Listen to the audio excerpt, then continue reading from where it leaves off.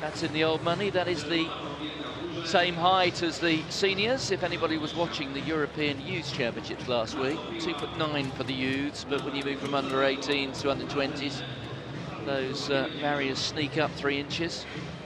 Danny Harris, the world record holder as a junior, the man who made an Olympic final, won an Olympic silver medal as a junior in 1984. Great story, Danny Harris. He was the man who broke the sequence of victories of Edwin Moses. Moses beaten on his 109th attempt to win consecutive races. Harris beat him in Madrid, 1987.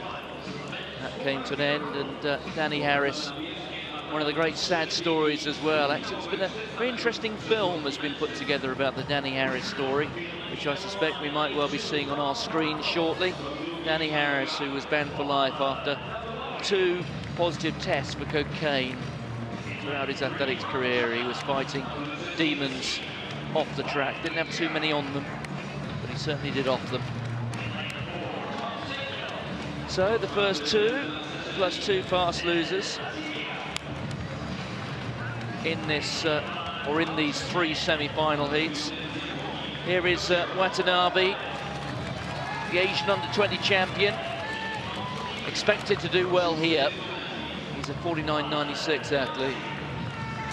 Mohamed Jelassi of Tunisia set a lifetime best in winning his heat.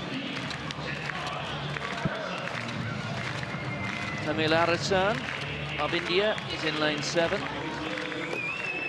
Montefalcone of Italy is in lane 8. And the Croatian Kukman in lane 9. The world #1, the outstanding favourite for this event, goes in the 3rd heat. That's Jaheel Hyde of Jamaica.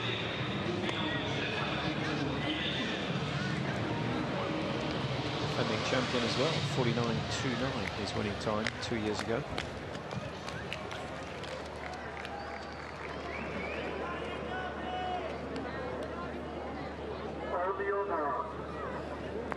So from the inside, Al-Bilawi, Wang, Azemia, Watanabe, Jelassi, Tamil Arasan, Montefalcone and Kukman. 8 athletes competing for a place in the final. Just the first 2 will be guaranteed a spot there, although there is room for 2 further athletes, the fast losers, over the 3 semi-final heats.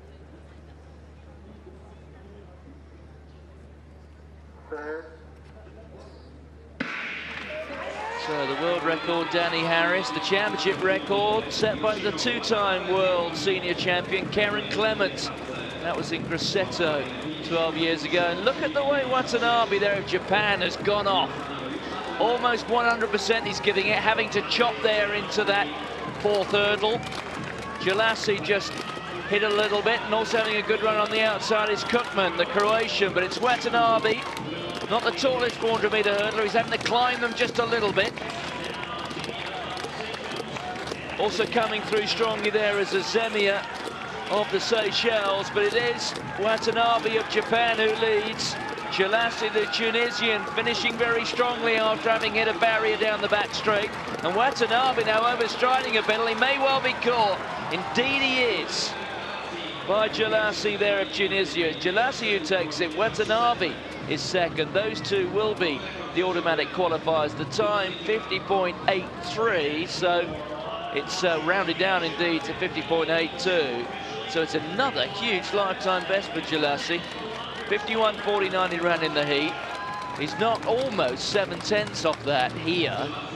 So it does make you wonder, if you're making those sort of strides of improvement, he smiles, as well he might, then it goes to show that he's likely to make an even bigger improvement in the final. But Watanabe, I think, rather overcommitted himself down the back straight, and he is certainly climbing those barriers.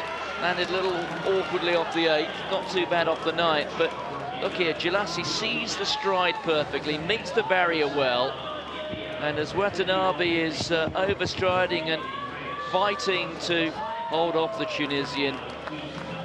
It is the North African who comes through to take it. So good win there for Jelassi, big personal best, and the sort of run which, if he can continue this sort of improvement, may well deliver a medal when we get to the end.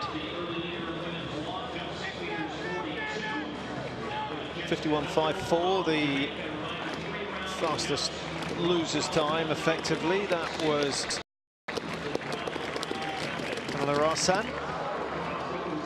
And that is a target that one or two may be aiming at from the second and third heats. First two going through automatically. And there's confirmation of the results from that first run. Jelassi 50.82.